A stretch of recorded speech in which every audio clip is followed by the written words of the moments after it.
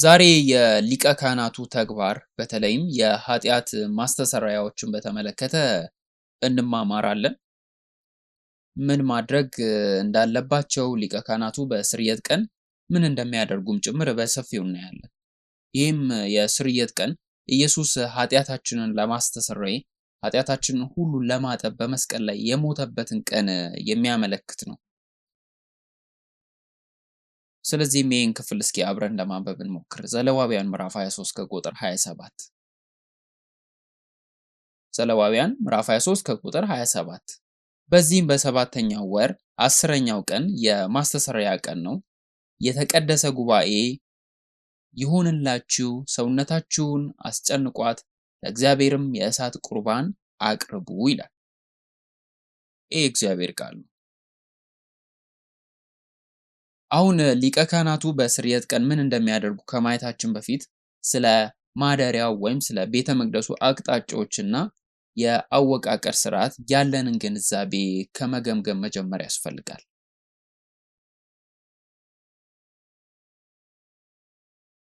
ጥያቄ አለኝ። ይሄ የትኛው አቅጣጫ ነው? በጣም ጥሩ። ከዚያ ይሄ ሰሜን ነው፣ ደቡብ ነው ይሄኛው፣ ከዚያም ምዕራብ፣ ከዚህም ምስራቅ አለ ማለት ነው። ሊቀ ካህናቱ በዚህ መንገድ ይሄዳሉ እና በመሰዊያው በሰሜን በኩል ለሚቃጠለው መስዋዕት እዚያ ላይ ያደርጋሉ። በምስራቅ በኩል እዚህ ጋር ይሆናል። ተረዳችሁት? ከዚያም ቅዱሱ ስፍራ ይሄ ቦታ ይሆናል። ይሄ የተቀደሰ ቦታ ነው። ይሄ የዕጣን መሰዊያ ነው። በውስጡ የቅድስተ ቅዱሳን የቃል ኪዳኑ ታቦት ነው ያለው። ይህም አስቀድመን እናውቃለን። ስለዚህ በዘሌዋውያን መጽሐፍ ቅዱስ ውስጥ ያሉትን ምንባቦች በመከተል በዘሌዋውያን ምዕራፍ 26 እና በሚቀጥሉ መጽሐፍት ውስጥ ያለውን መጽሐፍ ቅዱስ የሚያስተምረንን የሊቀ ካህናቱን በዚህም ቀን ምን ማድረግ እንዳለበት ደረጃ በደረጃ እናያለን።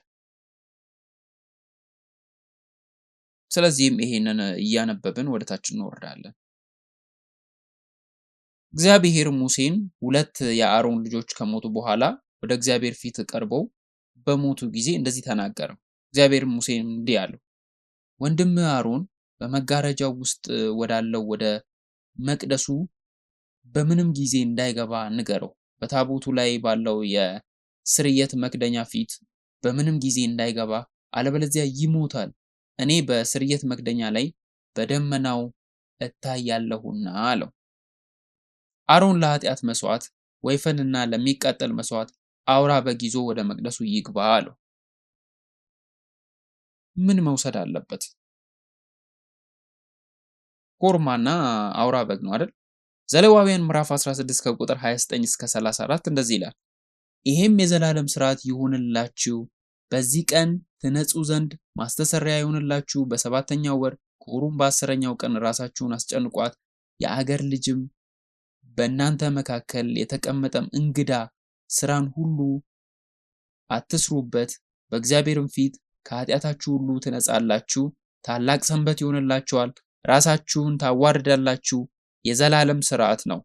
የሚቀባውም በአባቱ ፈንታ ካህን ሊሆን የሚካነው ካህን ያስተሰሪ፣ የተቀደሰውንም የበፍታ ልብስ ይልበስ።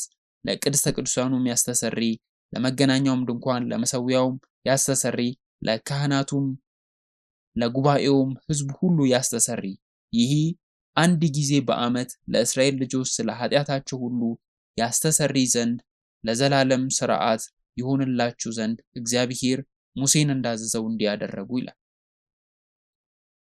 ስለዚህ ስራውን አለማከናወን እንደ ሰንበት ነው የሚቆጠረው፣ ማለት የእግዚአብሔር ቀን ማለት ነው። በጌታ ላይ ብቻ ማትኮር አለባችሁ። ስለዚህ የስርየት ሂደት ስናስብ ስለ ስቅለት ቀን ብቻ ሳይሆን ለእግዚአብሔር ስለምናቀርበው እያንዳንዱ አምልኮ ስርዓት ነው። እናም ይህ አምልኮ ስርዓት በእግዚአብሔር ዘንድ ተቀባይነት እንዲኖረው እግዚአብሔር በአግባቡ እንዴት መመለክ እንዳለበት ጭምር መማር ያስፈልገናል።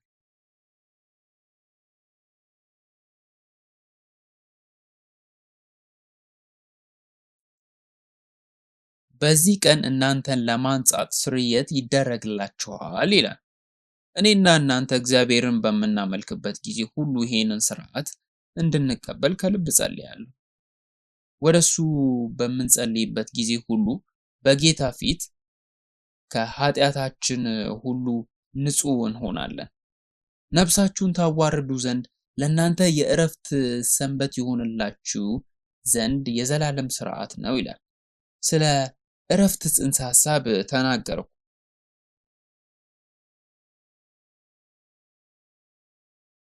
የተለያዩ አይነት እረፍቶች አሉ። ስለነዛ አይደለም። እረፍት እግዚአብሔር በዙፋኑ ላይ ማስቀመጥና በእኔ ላይ እንዲገዛ መፍቀድን ነው የሚያመለክተው። የምንጸልይበት ቀን በስራ ላይ አናተኩርም፣ ነገር ግን በእግዚአብሔር ስራ ላይ እያተኮርን ነው። ቁጥር 32 ስለዚህ የተቀባውና በአባቱ ምትክ እንደ ካህን ሆኖ የሚያገለግለው ካህን ያስተሰርያል፣ የበፍታውን ልብስ የተቀደሰውን ልብስ ይለብሳል፣ ለቅዱሳኑ መቅደስ ገብቶ ያስተሰርያል፣ ለመገናኛውም ድንኳን ለመሰዊያው ያስተሰርያል ይላል። ለካህናቱም ለጉባኤውም ሕዝብ ሁሉ ያስተሰርያል። ስለዚህ ለቤተ መቅደሱ፣ ለመገናኛው ድንኳን፣ ለጊዜያዊ ዕቃዎች፣ ለመገናኛው ድንኳን ውስጥ ለምንገለገልባቸው ሁሉም አይነት ዕቃዎች፣ ለሕዝቡና ለቤተሰቦቹ ስርዓት አላቸው ማለት ነው። የበፍታ ልብሶች ብቻ ይልበሱ ይል ነበረ።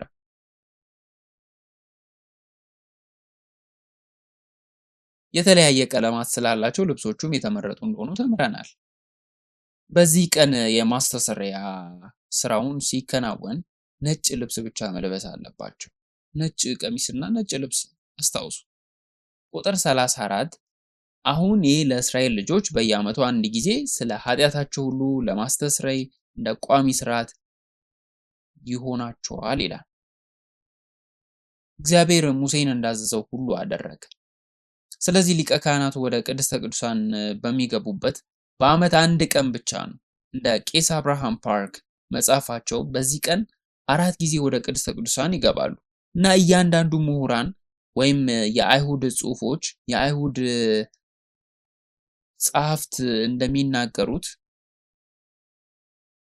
አንዳንዶቹ ጽሑፎች ላይናገሩም ይችላሉ። ነገር ግን አንዳንድ ምሁራን 3 ጊዜ ሊሉ ይችላሉ። ነገር ግን ምናልባት 4 ጊዜም ሊሆን ይችላል። በዚህ ውስጥ ስናልፍ ሊቀ ካህናቱ በዚህ ቀን ወደ ቅድስተ ቅዱሳን ስንት ጊዜ እንደሚገባ ማሰብ ትችላላችሁ። ስለዚህ ይህ ቀን የዮም ኪፐር በመባል ይታወቃል። ኪፐር የመጣው ከካፋር ሲሆን ትርጓሜውም መሸፈን ማለት ነው። ዮም ማለት ቀን ማለት ነው። ስለዚህ የመሸፈኛ ቀን እንደማለት ነው። የስርየት መክደኛውን፣ የስርየት ስርዓቱን ሁሉ መሸፈኛውን፣ የቃል ኪዳኑን ታቦት መሸፈኛው ተብሎ መጠራት ይችላል። ነገር ግን ኢየሱስ ኃጢአታችንን ስለመሸፈኑ ስራም እንደ ምሳሌ ሊያገለግል ይችላል።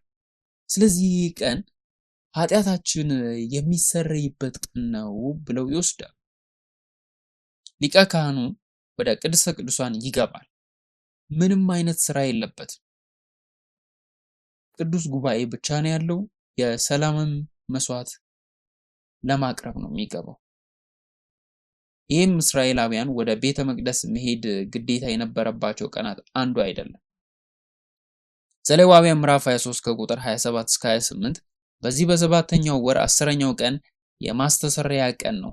የተቀደሰ ጉባኤ ይሆንላችሁ፣ ሰውነታችሁን አስጨንቋት፣ ለእግዚአብሔርም የእሳት ቁርባን አቅርቡ፣ በአምላካችሁ በእግዚአብሔር ፊት ማስተሰሪያ ይሆንላችሁ ዘንድ የማስተሰሪያ ቀን ነውና በዚህ ቀን ስራ ሁሉ አትስሩ ይላል። ስለዚህ ሊቀ ካህናቱ መጥተው ከስርየት ቀን 7 ቀን በፊት ወደ ቤተ መቅደሱ ይመጣሉ። በመሰረቱ በቤተ መቅደሱ ውስጥ ይቆያሉ። እሱ እዚያ ነው። ሁሉም ነገር መልካም መሆኑን እያረጋገጠ ነው። በሚቃጠል መስዋዕት መሰዊያ ላይ ደም ይረጫል። በዕጣን መሰዊያ ላይ ዕጣን ያቃጥላል። መቅረዙን ይፈትሻል እና በየሌሊቱ ለ7 ቀናት ከሽማግሌዎች ምን ማድረግ እንዳለበት፣ ይህን እንዴትም መደረግ እንዳለበትም ያስተምራል። ለዚህ አምልኮ መዘጋጀት በጣም አስፈላጊ ነው። ለአንድ ቀን አምልኮ 7 ቀን መዘጋጀት። ለአምልኮ አገልግሎቶችም ምን ያህል እንደምትዘጋጁ አስቡ። ከዚህ በፊት ባሉት ቀናት ከ7 ቀናት በአንዱ ሊቀ ካህኑ በዚህ ሊቀ ካህኑ ብቻ በሚያደርግበት ቀን አንድ ነገር ቢደርስበት ጊዜያዊ ሊቀ ካህን ይሾም ነበር። ለምሳሌ ሊቀ ካህናቱ ከቀኑ በፊት የልብ ድካም ቢደርስበት የማስተሰሪያ ስራውን መስራት አይችልም። ይህም አሳዛኝ ክስተት ይሆናል። ሊቀ ካህናቱ ስለሞተ ሳይሆን መላው ሕዝብ ይቅር ሊባልለት ስለማይችል ሊሰረይለትም ስለማይችል አይገባም።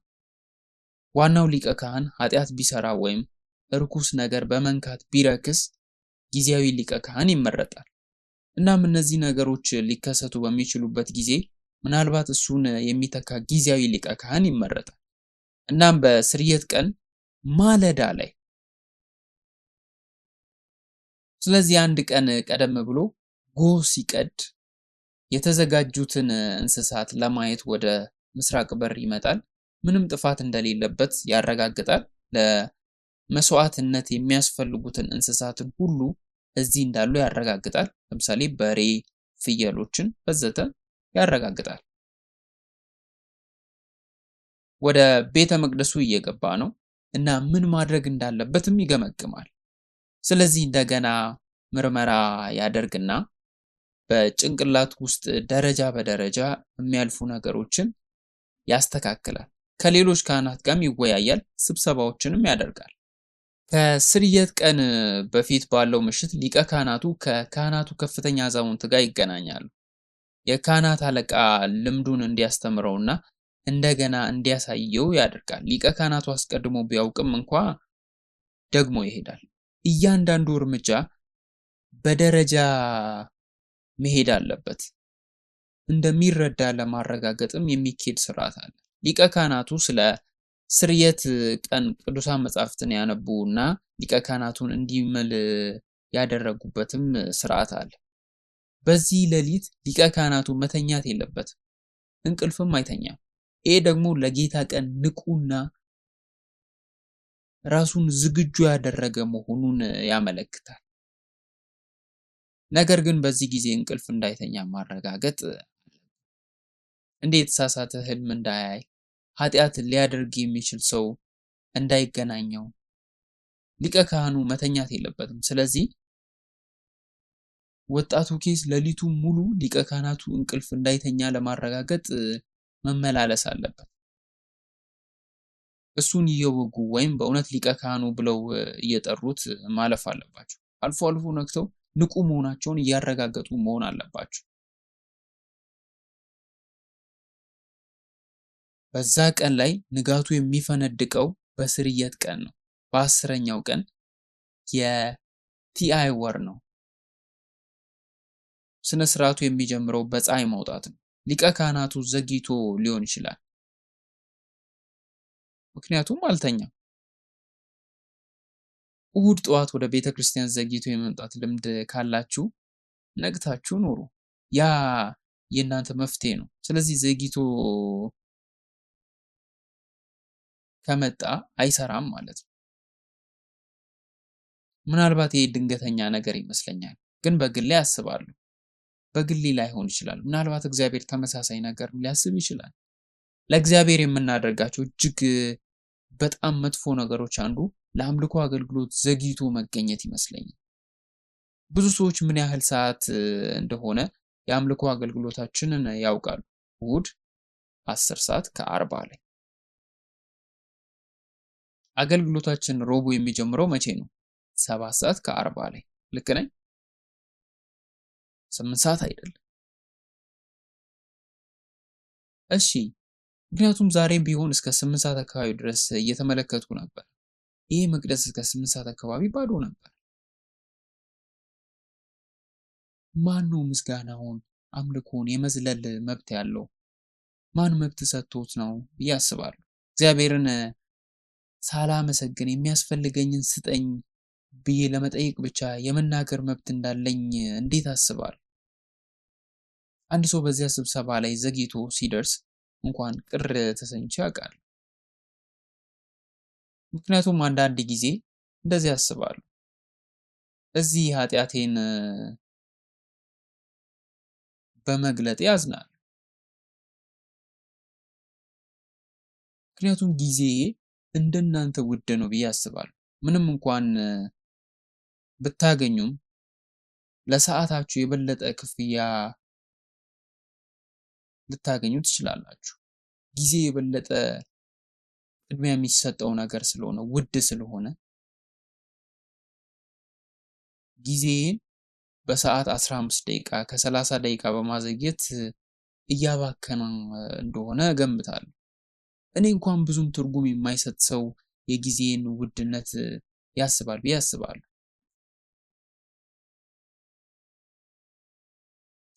ከእግዚአብሔር ጋር እየተገናኛችሁ ጊዜም አስቀድሞ ተወስኖ ከሆነ እግዚአብሔር እሺ የምንለው ነገር አለ፣ የምናስረዳው ነገር አለ ብላችሁ እሱን ልታስረዱ ነው፣ ችግር የለውም። በቃ ካቆምኩበት ቀጥልና አሁን ጀምር ልንለው ነው። አንተን ለማመስገን በጣም ስራ ስለበዛብኝ ነው ልንለው ነው። ቃሉን በትክክል እስካገኘው ድረስ ምስጋና ያን ያህል አስፈላጊ አይደለም ብለን ነው የምናስበው። እውነት ነው። ነጥቤን ለማብራራት ብዙ ጊዜ እንዳጠፋው አስባለሁ። ግን ለእግዚአብሔር አገልግሎት በሰዓቱ መገኘት ለእኛ ምን ያህል አስፈላጊ እንደሆነ ማየት አለን። ሊቀ ካህናትን ከተነጋገርን ስለሄድን እና ስለቀጠልን ይቅርታ፣ ነገር ግን ስለ እግዚአብሔር ጊዜ እየተነጋገርን ነው። ኢየሱስ ዘግይቶ ቢመጣስ መገመት ትችላላችሁ። እግዚአብሔር ጸሎታችሁን ትንሽ ይመልስላችሁ መገመት ትችላላችሁ። እግዚአብሔር ሁል ጊዜ በሰዓቱ ነው። ከእግዚአብሔር ጋር በሰዓቱ መገናኘት አስፈላጊ ነው። ስለዚህ በዚህ ቀን ሊቀ ካህናቱ እጆቹንና እግሮቹን ያጥባል። ሌላው ቀርቶ ይታጠባል። አንድ ጊዜ ብቻ ሳይሆን እንደ ወጎች በዚህ ቀን ምንም እጆቹንና እግሮቹን 10 ጊዜ ያህል ይታጠባል፣ 5 ጊዜ ያህልም ይታጠባል። ስለዚህ ልብሱን ከለበሰ በኋላ እግሮቹን፣ እጆቹን እንደገና መታጠብ አለበት። ምዕራፍ 16 ወደ ምዕራፍ 16 ከቁጥር 4 ብንመለስ የተቀደሰውን የበፍታ ቀሚስ ይልበስ፣ የበፍታውም ሱሪ በገላው ላይ ይሁን፣ የበፍታውንም መታጠቂያ ይታጠቅ፣ የበፍታውንም መጠምጠሚያ ይጠምጥም። እነዚህ የተቀደሱ ልብሶች ናቸው። ገላውንም በውሃ ታጥቦ ይልበሳቸው ይላል። ያን ያደርግ ነበር። ከዚያም ሊቀ ካህኑ ወደ መቅደሱ ይሄዳል። ዕጣኑን ያቀጣጥልና ዕጣኑን እንዲጨስ ያደርጋል። መብራቶቹን ለመጨረሻ ጊዜ ያበራል። ከዚያም ይመለሳል። ቁጥር 6 አሮንም ለሱ ያለውን የኃጢአት መስዋዕት ወይፈን ያቀርባል፣ ለራሱም ለቤተሰቡም ያስተሰርያል።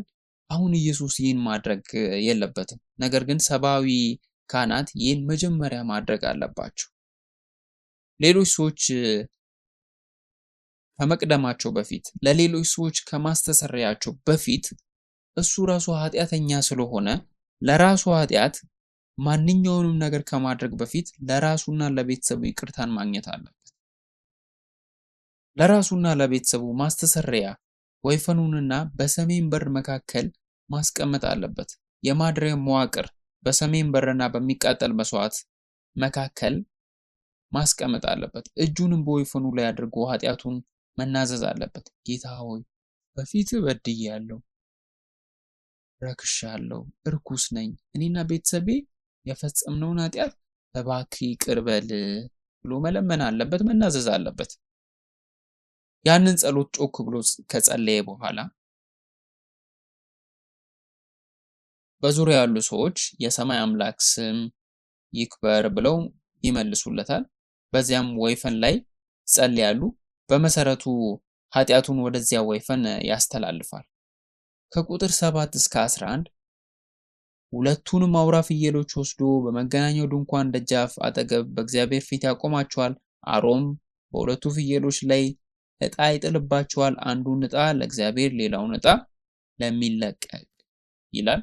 አሮንም የእግዚአብሔር ዕጣ የሆነበትን ፍየል ያቀርባል፣ ስለ ኃጢአትም መስዋዕት ያደርጋል።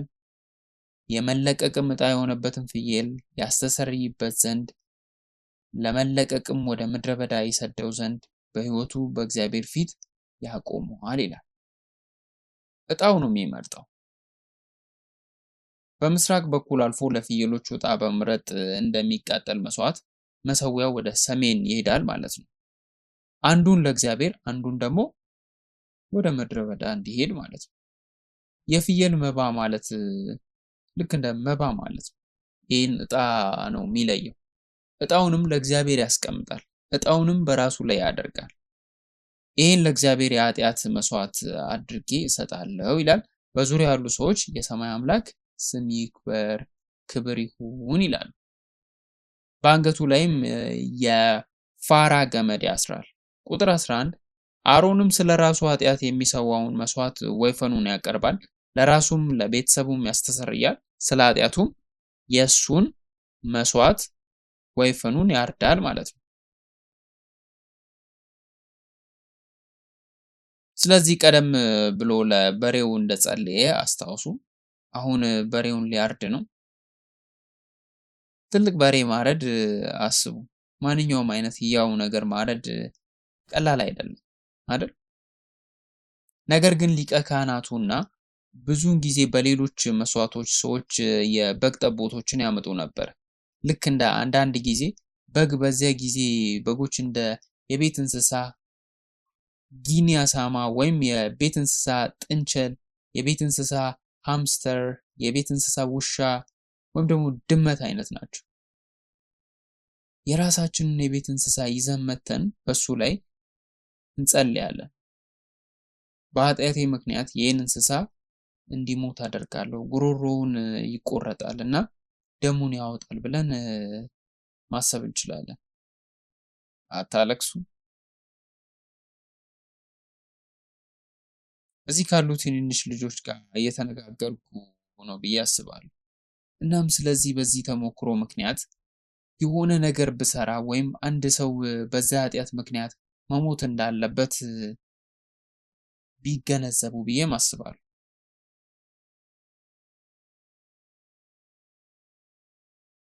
የአንድ ሰው ወይም የእንስሳ በኃጢአቱ ምክንያት ደሙን ማፍሰስ እንዳለበት ቢነገራቸው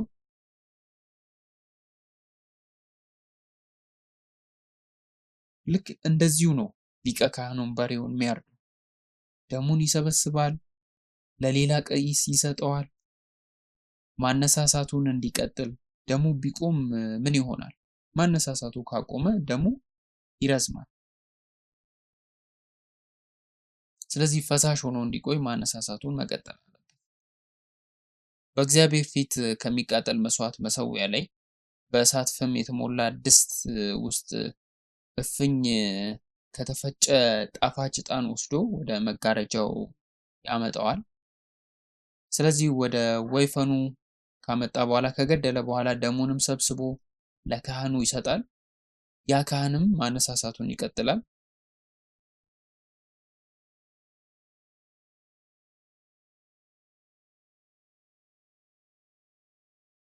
ይህ በእንዲህ እንዳለ ከሚቃጠል መስዋዕት መሰዊያ በእሳት የሚቃጠል የእሳት ፍም ለመሰብሰብ ድስቱን እና የእሳት ድስቱን ይወስዳል። 2 እፍኝ የተፈጨ ዕጣን ደግሞ ያገኛል። ስለዚህ እሳቱ ይሄውላችሁ በድስቱ ላይ ያለውን ፍም እንደዚህ ነው። ይሄ የሚያነቃቃው ካህን ነው። ዕጣኑም እዚህ ያለ 2 እፍኝ ዕጣን ነው የሚገኘው። ከዚያም የእሳት ፍምና ዕጣኑ ወደ መቅደሱ ይገባል። መቅደሱ ወደ ቅድስተ ቅዱሳን ያመጣል። ይህም ሊቀ ካህናቱ በመጋረጃው መካከል የሚሄድበት ደረጃ ነው። መጋረጃው እንደዚህ ነው። ስለዚህ ወደ ውስጥ መግባት አለበት። ሊቀ ካህኑ ወደ ቅድስተ ቅዱሳን ወደ ዋናው ክፍል ወደ መካከለኛው ቅድስተ ቅዱሳን ክፍል ሲገባ የመጀመሪያው ነው። በዚህ ውስጥ ምን ያደርጋል? ዕጣኑን በጌታ ፊት በእሳቱ ላይ ያስቀምጣል። በጌታ ፊት ማለት በቃል ኪዳኑ ታቦት ፊት ለማለት ነው። የዕጣኑ ደመና በምስክሩ ታቦት ላይ ያለውን የምህረት ዘር እንዲሸፍን የእሳት ድስቱን አስቀምጦ በጌታ ፊት በእሳቱ ላይ ዕጣን ያፈስ ነበር፣ አለበለዚያ ይሞታል። ስለዚህ ሙሴ እግዚአብሔርን በሲና ተራራ ላይ ሲያገኘው የኤምሲ አናት በደመና ተሸፍኖ ነበር። ያ ደመና የእግዚአብሔርን መገኘት ይወክላል። እዚህ እግዚአብሔር ተመሳሳይ ነገር እያደረገ ነው።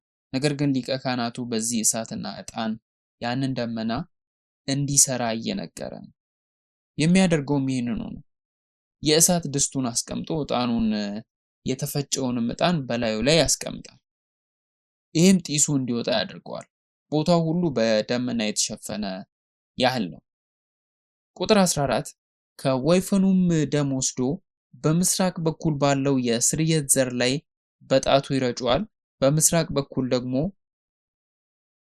ማለትም በስርየት ዘር ፊት ለፊት በቀኝ በኩል እንዲሁ በስርየት መክደኛው ፊት ለፊት ከደሙ 7 ጊዜ በጣቱ ይረጫል ይላል።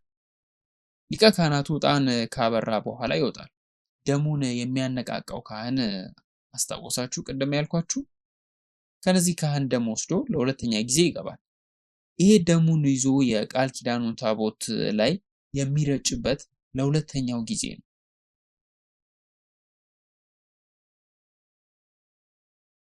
ስለዚህ የቅድስተ ቅዱሳን አሁን ዕጣን ሞልቶበታል። በውስጡ ምንም ነገር ማየት አይቻልም። ነገር ግን ወደ ውስጥ ገብቶ ደሙን በጣቱ በምስራቅ በኩልና በፊቱ ባለው የስርየት ዘር ላይ 7 ጊዜ ይረጫል። ቁጥር 15 እና 16 ስለ ሕዝቡም ኃጢአት የሚሰዋው መስዋዕት ፍየል ያርዳል፣ ደሙም ወደ መጋረጃው ውስጥ ያመጣል። በወይፈኑም ደም እንዳደረገ በፍየሉም ደም ያደርጋል። በመክደኛውም ላይ በመክደኛው ፊት ይረጨዋል። ከእስራኤል ልጆች ርኩሰትን ከመተላለፋቸውም ከኃጢአታቸውም የተነሳ ለመቅደሱ ያስተሰርይላታል። እንዲሁም በርኩስነታቸው መካከል ከነሱ ጋር ለኖረች ለመገናኛዋ ድንኳን ያደርጋል ይላል። ስለዚህ በመቅደሱ ውስጥ ደም በመሰረቱ በየቦታው ይረጫል። በመቅደሱ ውስጥ የደም ሽታ በደም የተሸፈነ አስፈሪ ፊልም እንደሚመስል መገመት ትችላላችሁ። ያ ደም አስፈላጊ ነው። ልክ ዘሌዋውያን ምዕራፍ 17 ከቁጥር 11ን አስታውሱ። ምክንያቱም በደም ውስጥ ሕይወት አለ። ያ ደም መፍሰስ ደግሞ የኢየሱስ ክርስቶስን ደም መፍሰስ የሚያመለክት በኃጢአታችን ምክንያት እንደሆነም ጭምር የሚያሳየን። በብሉይ ኪዳን በየዓመቱ ነው የሚደረገው። ስለዚህ ይሄ በሶስተኛ እየተደረገ እንደሆነ እናያለን። ለሶስተኛ ጊዜ ነው ስንል ምን ማለታችን ነው? በየቦታው ደም ለኃጢአት ርኩሰት መረጨት እንደሚገባ ያሳያል ማለት ነው። በዚህ ጊዜ የፍየል ደም የሆነው ይሄ ነው። ስለዚህ ሄዶ በትክክል እንደምናነበው የኃጢአት መስዋዕት ፍየልን ለማረድ ወይም ደግሞ ፍየል ካረድን በኋላ ደሙን ወደ መርጨት ያመጣናል ማለት ነው። ለሁለተኛውና ለሶስተኛው ጊዜ ወደ ውስጥ ገብቶ በቅዱሱ ስፍራ በቅድስተ ቅዱሳን ውስጥ ይረጨዋል። ምክንያቱም ደሙ በውስጡ ያለውን ሁሉ ሊነካው ያስፈልገዋል፣ ማንኛውም ነገር። ምክንያቱም መሰዊያው እርኩስ ከሆነ የቀረው ሕዝብ የሚቀርበው መስዋዕት እስከ ዓመቱ መጨረሻ ድረስ ዋጋ የለውም። ስለዚህ ደሙ ሁሉም ነገር መንካት አለበት። የኢየሱስ ክርስቶስ ደም የሕይወታችን እያንዳንዱን ክፍል መንካት አለበት። ያለንን ሁሉንም ነገር መንካት አለበት። እግዚአብሔርን ስናመልክ ለዚህም ነው የኢየሱስ ክርስቶስ ደም የሕይወቴን እያንዳንዱ ክፍል ያለኝን ሁሉንም ነገር መንካት አለበት። እግዚአብሔርን ስናመልክ እያንዳንዱ የኔ ክፍል የኢየሱስ ክርስቶስን ደም መንካት አለበት። ለዚህ ነው ከፍተኛ ፓስተር ወይም ደግሞ ዋና ፓስተራችን መስራች ፓስተራችን ሁል ጊዜ አእምሯችን ወደ ሌላ ቦታ እንዳይተው እያጎላ የሚነግረን። ልክ ነኝ? መንፈሳችንን፣ ስጋችንን በመንፈስ ቅዱስ በኢየሱስ ክርስቶስ ደም መነካት አለባቸው። ቁጥር 18 እና 19 በእግዚአብሔርም ፊት ወዳለው ወደ መሰዊያው ወጥቶ ያስተሰርያል። ከወይፈኑም ደም ከፍየሉም ደም ወስዶ በመሰዊያው ዙሪያ ያሉትን ቀንዶች ያነሳል። ከደሙም በእሱ ላይ 7 ጊዜ በጣቱ ይረጫል። ከእስራኤልም ልጆች ርኩስነት ያነጸዋል፣ ይቀድሰውማል ይላል። ይህ ስለ ዕጣን መሰዊያ እያወራ ነው። በጣቱ ከደሙ 7 ጊዜ ይረጫል፣ ያነጸዋል። ከእስራኤል ልጆች ርኩሰትም ይቀድሰዋል።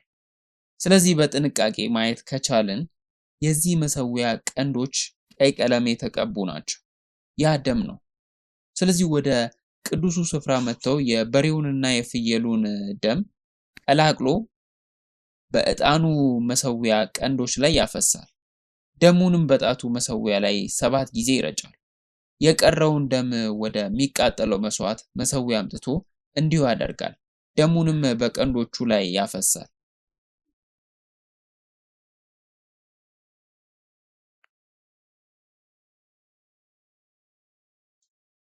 የተረፈው ደም በደቡብ ምዕራብ ይፈሳል። የሚቃጠል መሥዋዕት መሠዊያ ደቡብ ምዕራብ ጥግ ላይ ነው ያለው። ያን ቦታ ታውቃላችሁ ብዬ እገምታለሁ። ይህም ከሰለሞን ቤተ መቅደስ በሰለሞን ውስጥ ነው ያለው። የፍሳሽ ማስወገጃ የተገናኘበት ቦታ ይመስለኛል። ወደ ቂድሮስ ሸለቆ የኪሮን ወንዝ ይዞ የሚፈሰው ማለት ነው። እናም ብዙ ጊዜ ከነዚህ የመስዋዕት አይነቶች በኋላ የቀረው ደም ሁሉ በዚያ መንገድ ይፈሳል። እናም የኪዳንም ሸለቆ የክራም ወንዝ ቀይ ይሆናሉ። ቁጥር 20 እና 21 መቅደሱንም የመገናኛውን ድንኳን መሠዊያውንም ማስተስረይ ከፈጸመ በኋላ ሕያዋን ፍየል ያቀርባል። አሮንም ሁለቱንም እጆቹን በሕያዋን ፍየል ራስ ላይ ይጭናል። በላዩም የእስራኤል ልጆች በደል ሁሉ፣ መተላለፋቸውን ሁሉ፣ ኃጢአታቸውን ሁሉ ይናዘዛል። በፍየሉም ራስ ላይ ያሸክማል። በተዘጋጀውም ሰው እጅ ወደ ምድረ በዳ ይሰዳል። 2 ፍየሎች እንደነበሩ አስታውሱ። አንደኛው ለደሙ ታርዶ ነበረ፣ ሌላኛው ደግሞ በሕይወት ነበረ። በሱም ቦታ መሆን አትፈልጉም። ሌላኛው ሲገደል አይቷል። አሁን የሱ ተራ ነው። ግን እያሆነው ነው የሚቀርበው። እንዴት ነው የሚሰራው? ከዚያም አሮን ሁለቱንም እጆቹን በሕያው ፍየል ራስ ላይ ይጭናል። በላዩም የእስራኤል ልጆች ኃጢአታቸውን ሁሉ የሰሩትን ኃጢአት በደላቸውን፣ መተላለፋቸውን ይናዘዛል። በፍየሉም ራስ ላይ ያስቀምጣቸዋል። ዝግጁ ሆኖ በቆመ ሰው እጅ ወደ ምድረ በዳ ይልካል። ሁል ጊዜ 2 ፍየሎች ለምን እንደነበሩ አስባለሁ። ነገር ግን ወደ ሲንጋፖር የመቆለፊያ ስርዓታችን በመመለስ ያዝናሉ ብዬ አስባለሁ። እግዚአብሔር ኃጢአታችንን በሁሉ መልኩ እንዲሸፈን አድርጎናል። ሊቀ ካህናቱ በዚህ ፍየል ላይ ይጸልያል።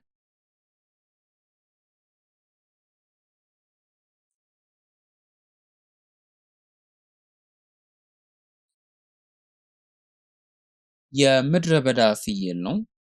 የእስራኤልን ኃጢአት ሁሉ ይሸከማል። ከዚያም ወደ ምድረ በዳ ይላካል ማለት ነው። ከዚህም ቁጥር 22 እና ከዚያ ቀጥሎ ያሉትን እንመለከታለን። ፍየሉም በኃጢአታቸው ሁሉ ወደ በረሃ ተሸክሞ ይሄዳል፣ ፍየሉንም በምድረ በዳ ውስጥ ይለቀዋል ይላል። ያ ፍየል የእስራኤልን ኃጢአት ሁሉ፣ የሰውን ኃጢአት ሁሉ ምን ያህል ከባድ እንደሆነ እየወሰደ እንደሆነ መገመት ትችላላችሁ። በእርግጥ ኢየሱስ ክርስቶስን ያመለክታል። ፍየሉንም በምድረ በዳ ይለቀዋል። ፍየሉም በምድረ በዳ ሲራመድ ምን ይሆናል? ለምን ያህል ጊዜ ይቆያል? በምድረ በዳ በዱር አራዊት ይበላል። ነገር ግን በእስራኤል በከነዓን ምድር ከኖሩ በኋላ አሁን በምድረ በዳ ሲለቀቁ ያንን ስርዓት መጠበቅ ካልቻሉ ወደ ቤቱ ሊመለስ ይችላል። ስለዚህ ይህም ፍየል ሊመራና ሊወስዶ የተመደበ ካህን አለ። ሰዎች ወደ ምድረ በዳ ወደሚላከው ፍየል ይጮሃሉ፣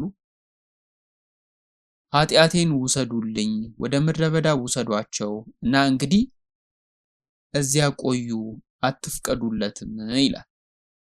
ስለዚህ ይህንን ፍየል ሊመራና ሊወስዶ የተመደበ ካህን አለ። ሰዎች ወደ ምድረ በዳ ወደሚላከው ፍየል ይጮሃሉ፣ ኃጢአቴን ውሰድልኝ፣ ወደ ምድረ በዳ ውሰድልኝ፣ ከእንግዲህ ወዲህ እዚያ ቆይ፣ ወደዚህ እንድትመጣ አይፈቀድልህ ይላሉ። ኃጢአታቸው ሁሉ በዚህ ፍየል ላይ ያደርጋሉ። ከኃጢአቴ ጋር እንዲሄድ እንዳይመለስ ብለውም ለሚወስደው ሰው ይነግራሉ። ነገር ግን ከፈቃዳቸው አምልጦ ቢመለስ ያ ምን ማለት ነው? ኃጢአታችሁ ወደ እናንተ ተመልሷል ማለት ነው። ታዲያ ምን መደረግ አለበት? ፍየሉ እንዳይመለስ እና እንደተበላ ማረጋገጥ አለባቸው። ቁጥር 23 እና 24 ላይ ግን አሮን ወደ መገናኛው ድንኳን ይገባል። ወደ መቅደሱም በገባ ጊዜ የለበሰውን የበፍታ ልብስ ያወልቃል፣ በዚያም ይተወዋል። በተቀደሰውም ስፍራ ገላውን በውሃ ይታጠባል፣ ሌላውንም ልብስ ለብሶ ይወጣል። የእሱንም የሚቃጠል መስዋዕት የሕዝቡንም የሚቃጠል መስዋዕት ያቀርባል፣ ለራሱም ለሕዝቡም ያስተሰርያል ይላል። ስለዚህ የለበሰውን ነጭ ልብስ አስታውሱ። አሁንም ያወልቃል፣ ሰውነቱን በተቀደሰ ስፍራ በውሃ ይታጠባል፣ ልብሱን ይለብሳል፣ ወጥቶም የሚቃጠለው መስዋዕት የሕዝቡን የሚቃጠለው መስዋዕት ያቀርባል፣ ለራሱም ለሕዝቡም ያስተሰርያል። ስለዚህ ወስደው የለበሰውን ልብስ ያወልቃሉ፣ ይለውጣል። እሱም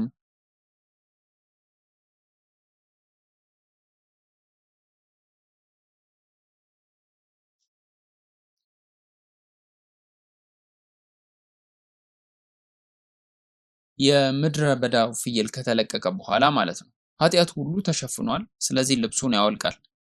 በዚህም ልብስ ምን ያደርጋል? ይሰበስቡታል፣ ይጠብቁታል። እናም በቅርብ የብርሃን በዓል ይሆናል። እሺ፣ የመብራት በዓል በቤተ መቅደሱ አራቱ ማዕዘኖች ላይ ትላልቅ ችቦዎችን አቆመዋል። ችቦዎቹንም ያበራሉ። እነዚህ ልብሶች ያረጁ ልብሶች ይመስላሉ። ለእነዚህ ችቦዎች የጧፍ ክር ይሆናል።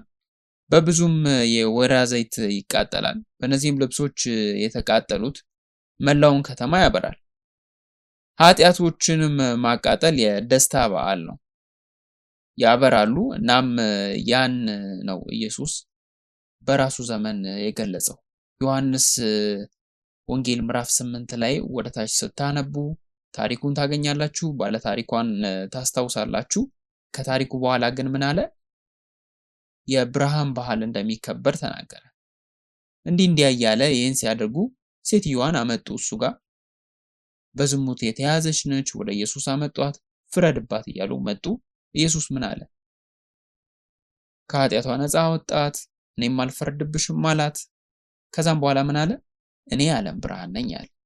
ከዚያም ምዕራፍ 9 እየተራመደ ሳለ አንድ ዕውር ሰው አየ እና አይኖቹን ከመክፈቱ በፊት ኢየሱስ እኔ የዚህ ዓለም ብርሃን ነኝ አለ። የብርሃን ክብረ በዓላት በሙሉ ቢኖሩም ሌሊቱ ሙሉ ብርሃን ነው። ያ ብርሃን ምን ያህል እንዳበሩም ማየት እንችላለን። እዚያ አብርቶ በቤተ መቅደስ ውስጥ ብቻ ሳይሆን በከተማ ውስጥ በእያንዳንዱ ጥግ ላይ ችቦ አብርቶ ያበራሉ። ስለዚህ ኃጢአቱ ከታጠበ በኋላ ደማቅ ብርሃን ይሆናል። ጨለማ የለም ማለት ነው። ይህም ምንድን ነው የሚያመለክተው? ቁጥር 25 ላይ ከዚህም የኃጢአት መስዋዕት ስብ በመሰዊያ ላይ ይቃጠላል ይላል። ስለዚህ ደሙ ከቀደመው የፍየል ተወስዶ በዚያ ሬሳዎቹ ላይ ተወስዷል። ስለዚህ የኃጢአት መስዋዕት ስብ መሰዊያ ላይ ተደርጓል። አሁን ጥሩ መዓዛ ማሽተት ይጀምራሉ ማለት ነው። ስለዚህ ስቡ የሚያወጣው በዚህ መንገድ ነው። ፍየሉን ወደ መውጊያ ፍየል የለቀቀው ሰው ልብሱን ያጥባል፣ ሰውነቱንም በውሃ ይታጠባል። ከዚያም በኋላ ወደ ሰፈሩ ይገባል። ስለዚህ የሚያደርጉት ነገር ፍየሉን በምድረ በዳ ከለቀቀው ተመልሶ ሊመጣ ይችላል። ስለዚህ እንዳይመለስ ማረጋገጥ አለበት። ወደ ገደል ይወስደዋል፣ ይጠብቀዋል። በዚያም ገደል ላይ ይጨምረዋል። በኢየሱስም ላይ ያደረጉት ይህንኑ ነው። መሞቱን አረጋግጠዋል። ልብሱም ተቀደደ።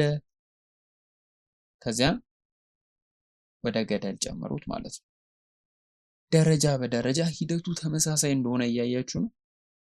በድንጋይ ላይ ቀይ ገመድ በፍየሉ ላይም ከዚያም በፍየሉ ቀንድ ላይ ያደርጉና በዚያ ልክ እንደሚደረገው ያነሱታል። ከዚያም እንደዚህ አድርገው ይጥሉታል ማለት ነው። ቁጥር 27 ነገር ግን የኃጢአት መስዋዕት በሬንና የኃጢአት መስዋዕት ፍየል በመቅደስ ውስጥ ለማስተሰረይ የቀረበላቸው ደማቸው ከሰፈሩ ውጭ ይወስዳሉ፣ ቆዳቸውን፣ ስጋቸውንና ፍርስራሳቸውን በእሳት ያቃጥላሉ ይላል። ከዚያም የሚያቃጥለው ሰው ልብሱን ያጥባል፣ ሰውነቱን በውሃ ይታጠባል። ከዚያም በኋላ ወደ ሰፈር ይገባል። ይህም የሚቃጠለው ክፍል ነው። በቅዱስ ስፍራ ሊቀ ካህናቱ የዕጣ ጸሎት ያቀርባል። የመብራቱንም ማብሪያዎች ይፈትሻል። ስለዚህ በመጀመሪያ ላይ ይሄን ያደርጋል፣ በመጨረሻም ራሱን ያደርጋል። ሊቀ ካህናቱ እስካሁን ድረስ ስንት ጊዜ ወደ ቅድስተ ቅዱሳን እንደገባ አያችሁ? እየተከታተላችሁ ነበር? እስካሁን 3 ጊዜ ገብተዋል። ለመጀመሪያ ጊዜ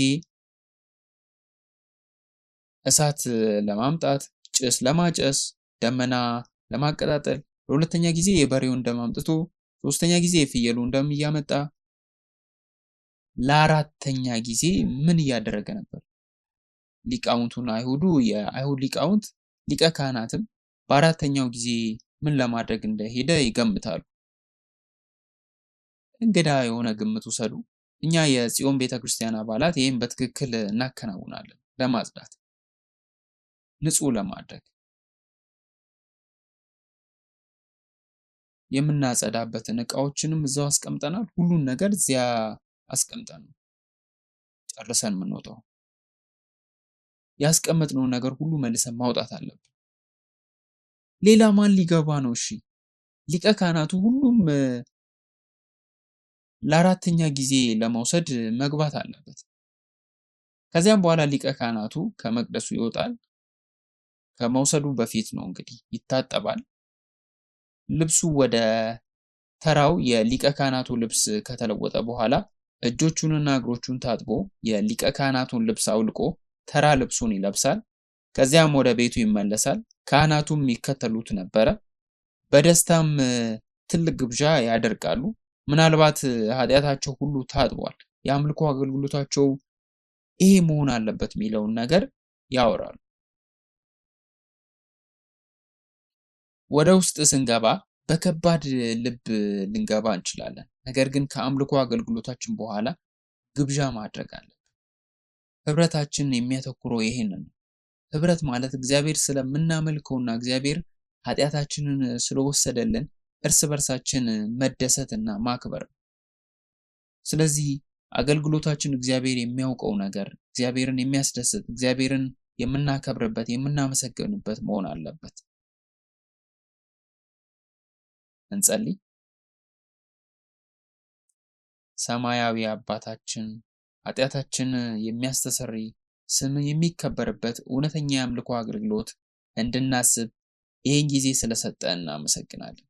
አባታችን የስርየት ሂደቱ ምን ያህል ደም የበዛበት፣ ምን ያህል ሂደት እንዳለው፣ ምን ያህል ከባድ እንደነበረ፣ ስራ እንደሚተገበርበት ገምገመናል።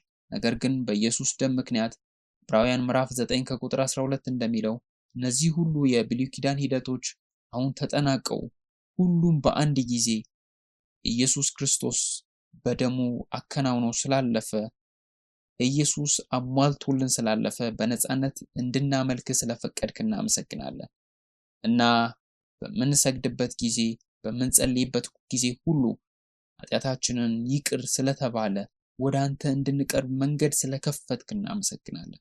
አባት ሆይ በኢየሱስ እንድናምን ይህን መብት ስለሰጠን እናመሰግናለን።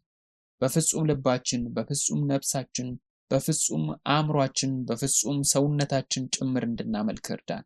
አባት ሆይ ሁሉን ነገር ለአንተ መስጠት እንድንችል ዘንድ የሕይወታችን ክፍል ሁሉና የቤተሰባችን ክፍል በኢየሱስ ክርስቶስ ደም በመንፈስ ቅዱስ ኃይል የተነካ እንዲሆን እንጸልያለን።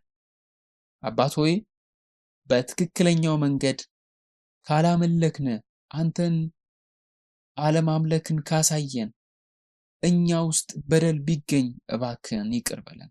አባት ሆይ በመንፈሳዊም ሆነ በአካላዊ መንገድ በትክክል እንድናመልክ ፍቀድልን። ስለ ጸጋ ሁሌም እናመሰግናለን። ይህንን ሁሉ በጌታ በኢየሱስ ክርስቶስ ስም ጸለይን።